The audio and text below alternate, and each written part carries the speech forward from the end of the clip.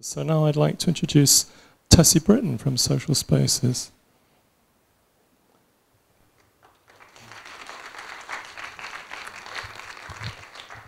Thank you very much for inviting me here to speak today.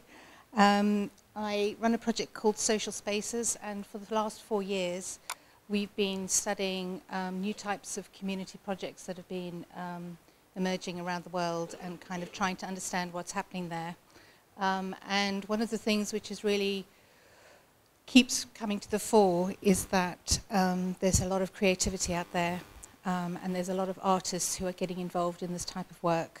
So the thing that I wanted to talk to you about today is really about social creativity, and I wanted to do that through showing you some examples of some projects that I visited, mostly in Holland, who are slightly ahead of the game in terms of these community projects.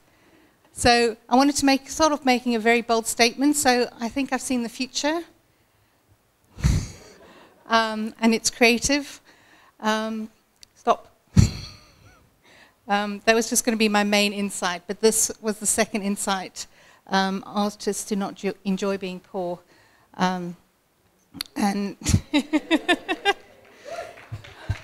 always like to go around and point out the obvious. So the projects I wanted to talk about, this is actually from a project in Rotterdam. The first project. And this is a street in Rotterdam. And the story of this street is really inspiring. And last year I got to visit it and speak to the people that did it. And 2 artists started this project 10 years ago. And it's been a really long journey for them. And they've only just started talking about how they got there and what they've been doing. But basically 10 years ago, they went to the local housing association and asked them to give them a whole street in Rotterdam, which was in an area which had become virtually a slum. So what they did was they... got to stay awake. Brilliant. So what they did was in Holland what happened was that after the war, a lot of housing associations built whole neighbourhoods, and the regulations state that if they don't have funding, they can't actually tear them down, even if they're in disrepair. So that's why some of those areas turned into slum areas. So these 2 artists took over the street. They took 2 years to actually write up an agreement. That's how long it's taken them. They renovated each of the properties one by one, and they turned them into beautiful places to live. So they basically transformed the whole neighborhood, and these properties are now rented out. They don't call it renting, but they give them to artists for very, very little money, sort of pin money. And they, over the 10 years, they've now actually got 200 properties under their care. And I think that this is one of the most inspiring stories about how people can collaborate to actually make amazing things happen. So last year when I visited this project, it was about the same time I was visiting some places in Manchester like Oldham, and speaking to people in communities where they've got rows and rows of boarded up houses. Some of those people told me that they'd been walking past a house that they grew up in for 8 years, and it had been planned to be demolished. It was still standing, but just boarded up. And you can think about what kind of spirit and what kind of creativeness and what kind of insight actually leads to this sort of project in Holland. So this is they also have common spaces, so they've created common spaces for the community to use. This is one which is either a gallery or a meeting room. The community, even if those that aren't artists, can use that space for nothing. They run lots and lots of events there. This was one of their boards outside in the community. They've built a sort of greenhouse. They've taken over pieces of land where they're now actually growing things. And I do actually think that the artistic influence in this project actually makes a huge difference. I think that there's a real role for artistry and creativity in here. That goes beyond just creative thinking. So I'm more and more feeling that artists have a really good social role to play in society. These are just snapshots, really. This was one of the artists, that's one of the shirts he wears. Don't care what he looks like, as long as I got a shot of his t-shirt. So that, as I said, this is two people who have spent 10 years creating this environment for artists, and I think it's really inspiring. So the second project, I'm going to have to speed up now. I've only got 3 minutes and 41 seconds left. So this is also from Rotterdam, and this is this is a project where a photographer went round and took photos of community groups all around Rotterdam. And the logistics of this just freaked me out completely, because there's just pages and pages of amazing pictures of community groups. And what they did with this project is really interesting, because they kind of unearthed these groups and they put them on billboards. You can see the billboards along there. So those were all the people who were involved in community groups, whether that was Girl Guides or Scouts or ambulance people. And they mapped all the groups around. And I think that this sort of creativity really helps society to see what actually is happening. I actually meant to bring it with me. I should have brought it with me. But it weighs a ton. It's an enormous book, and it weighs a ton. And I found that project very inspiring. The third project is a little unusual. This is in The Hague.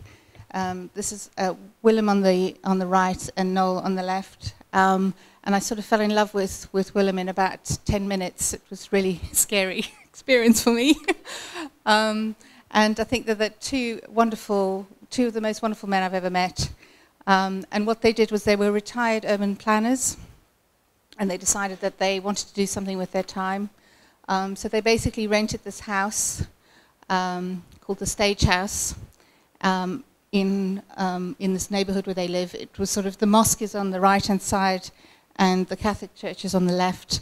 And they basically sat at the window for about 3 weeks. They didn't put any posters up. They didn't do any engagement. They did this thing called Presence, which one of the university professors in the Netherlands promotes, this idea of actually just being in a place and having an influence through that rather than making a big noise. And eventually people just got curious, and they knocked on the door and they asked what was going on. And there are about 20 or 30 projects running out of Stage House now, from sports clubs for young people to language lessons. And I think that this is an example where social objects actually start to make a difference. So one of the projects they did was this mosaic bench, which I'm calling a social object. And this was done by both the Catholic and the Muslim community working together. And I think that art has the great ability to bring people together in remarkable ways and overcome barriers. So I think that's another role where artists can have a really amazing social impact. And I've got 34 seconds. I'm very strict on my timing, as you can tell. I might go over. Is that all right? Like 10 seconds. Sorry, a couple of minutes, you think? Okay. That would be against my record. So this is a project in Rotterdam called Singeldinger, which is a rather strange name, but it relates. There's a sort of canal which runs on behind the pathway called the Single, and this is an example where ordinary citizens decided to do something. See, time's up now. I can't tell you the story anymore. Okay, turn it off. No, it's all over. I've got to go now.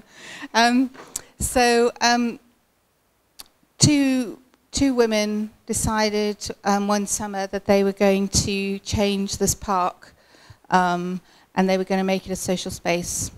So they brought a trailer into the park for 2 years, and they ran a program of events and activities for about 6 weeks. And then on the third year, which was last year, they had a special kiosk designed, and looks like that from that angle, and this from this angle. So you can see they've, on the top of it, they've got this beautiful sort of designed lattice. It's an extraordinary kiosk. I'm not quite sure why it's so high, because even adults really struggle to see over the top of it. But it's open on both sides, so people walking in the pathway can come there, and people who are using the grass area.